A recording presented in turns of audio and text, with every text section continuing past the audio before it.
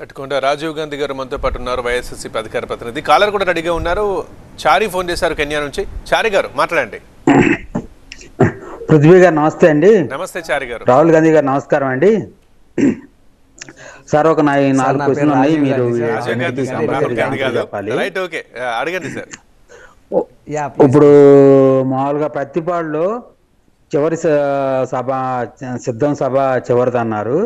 అందులో కూడా manifesto announce చేసే అవకాశం ఉందా? ఒకవేళ అనౌన్స్ చేస్తే యువతకు మీరు ఎలాంటి భరోసా ఇవ్వగలుగుతున్నారు? అదొకటి. రెండో క్వశ్చన్ ఏంటంటే, ఇప్పుడు పీకే అంటే పవన్ కళ్యాణ్ కాదండి, వేరే పీకే, రెండో పీకే గారు ఉన్నారు.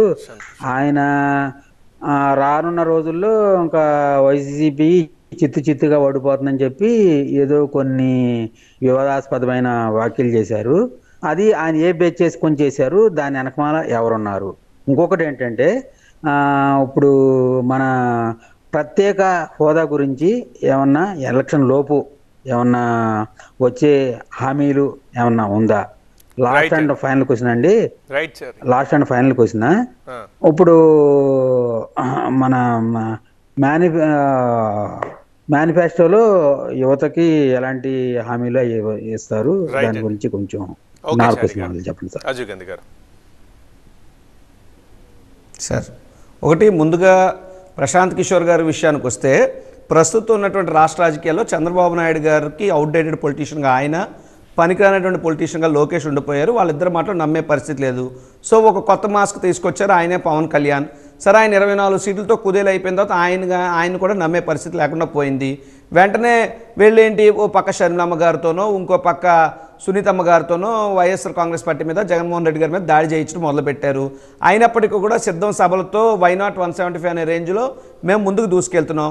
ఇటువంటి పరిస్థితుల్లో రాష్ట్ర ప్రజల యొక్క కాన్సన్ట్రేషన్ మలచాలన్నా, లేదా లేని దాన్ని ఉన్నట్టు చూపించాలన్నా సరే ఎవరో ఒక అదర్ పర్సన్తో మాట్లాడించాలి. ఇక్కడ అదర్ పర్సన్ పేరే ప్రశాంత్ కిషోర్. ఈ ప్రశాంత్ కిషోర్ అనే ఆయన వ్యూహకర్త మాత్రమే తప్ప అపర రాజకీయ చాణిక్యుడో లేదా పెద్ద రాజకీయ నాయకుడో ప్రజానాయకుడో కాదు. ఆయన నిజంగా అంత ఉంటుంటే ఆయన బీహార్లో ఆయనే గెలుతుడు, కానీ బీహార్లోనే ఆయన రాజకీయ భవిష్యత్తు శూన్యంగా మారింది. అయితే గతంలో కొన్ని ప్రశాంత్ కిషోర్ చెప్పినట్టు జరిగాయి, దాన్ని ఎవరు కాదనలేరు. 2014లో మోడీ గారిని పీఎం చేయడానికి క్యాంపెయిన్ చేసి ఎలక్షన్ ఇది మేనేజ్మెంట్ చేసింది ఐపాక్ అనే సంస్థ, అది అందరికీ తెలుసు. ఈవెన్ జగన్మోహన్ రెడ్డి గారికి కూడా 2019లో పనిచేసింది, అది అందరికీ తెలుసు. అయితే ఆ ఐపాక్కి కానీ ప్రశాంత్ కిషోర్ కానీ ఏ విధమైన సంబంధం లేదు. కొన్ని సంవత్సరాల క్రితమే ఐపాక్ నుండి ప్రశాంత్ కిషోర్ బయటకు వచ్చేసారు. ఇప్పుడు ఆయనకు ఉన్నటువంటి పరిస్థితుల్లో ఆయన ఒక సర్వేలు కానీ రిపోర్ట్లు కానీ కనీసం ఏ విధమైనటువంటి ఆధారాలు లేకుండా నిరాధారంగా వైఎస్ఆర్ కాంగ్రెస్ పార్టీ ఓడిపోతుందని చెప్పి చంద్రబాబు నాయుడు గారి యొక్క ప్రోద్బలంతో మీడియా ముందుకు వచ్చి మాట్లాడారు. ఒక ఆంధ్రప్రదేశ్ రాష్ట్రంలోనే కాదు, గతంలో ఆ ఖుషి సినిమాలో ఏదో డైలాగ్ సినిమాలో పాట ఉంటుంది, అవునంటే కాదనలే, కాదనంటే అవుననలే అని.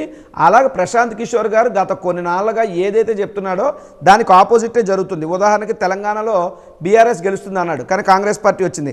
కర్ణాటకలో బీజేపీదే అధికారం అని చెప్పి ఇదే ప్రశాంత్ కిషోర్ చెప్పాడు, కానీ కర్ణాటకలో ఏమైందో అందరికీ తెలుసు. రాజస్థాన్లో కాంగ్రెస్ విజయం అని ప్రశాంత్ కిషోర్ అన్నాడు. మధ్యప్రదేశ్లో కాంగ్రెస్ గెలుస్తుంది అన్నాడు. అదేవిధంగా మిజోరాంలో నేషనల్ ఫ్రంట్ కొలువు తీరుతుందని ప్రశాంత్ కిషోర్ చెప్పాడు. ఛత్తీస్గఢ్లో హస్తం గెలుస్తుందని చెప్పి కూడా ఇదే ప్రశాంత్ కిషోర్ చెప్పాడు. సో నేను ఒక 6 రాష్ట్రాలు చెప్పాను, 6 రాష్ట్రాలు కూడా ప్రశాంత్ కిషోర్ ఏం చెప్పాడో దానికి క్వైట్ ఆపోజిట్గా జరిగింది.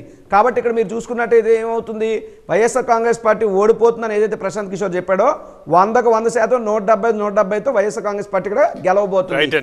ఇది కేవలం చంద్రబాబు నాయుడు చేస్తున్నటువంటి కుటిల రాజకీయాల్లో భాగం. మేనిఫెస్టో గురించి కూడా, మేనిఫెస్టో అనేటువంటిది we have a manifesto committee, దానికి చైర్మన్ ఉంటారు, దానిపైన మా అధ్యక్షులు ఉంటారు, వారు సిద్ధం ఆఖరి సభలో ఖచ్చితంగా చెప్తారు. అయితే ఒకటి, యువతకి కావాల్సింది ఏంటి అంటే, యువతకి కావాల్సింది మంచి విద్య, మంచి ఉద్యోగ అవకాశాలు. ఆ రకంగా ఇప్పటివరకు మా ప్రభుత్వం ఏం చేసింది, ఈ రాష్ట్రంలో సుమారు 6 లక్షల మంది యువతకు మేము ఉద్యోగ అవకాశాలు కల్పించడం జరిగింది ఆన్ బిహాఫ్ ఆఫ్ గవర్నమెంట్. ఏది సుమారు 2.5 లక్షల పైచిలకు ప్రభుత్వ ఉద్యోగాలు, ఒక సుమారు 40,000 ఉద్యోగాలు కాంట్రాక్టు, ఒక 3.5 లక్షల చిల్లర అవుట్సోర్సింగ్, సుమారు 6 లక్షలు మేము ప్రభుత్వం వైపు నుంచి కల్పించాం. ఇది కాక ఎంఎస్ఎంఈల ద్వారా లేదంటే ఇతర 75,000 కోట్ల పెట్టుబడుల రూపేణ వచ్చినటువంటి ఉద్యోగాలు కూడా యువతకి రాష్ట్రంలో కల్పించాం. ఇంకా భవిష్యత్తులో ఏం చేయబోతున్నాం అనేటువంటిది జగన్మోహన్ రెడ్డి గారు యువతకి స్పష్టంగా తెలియజేస్తారు.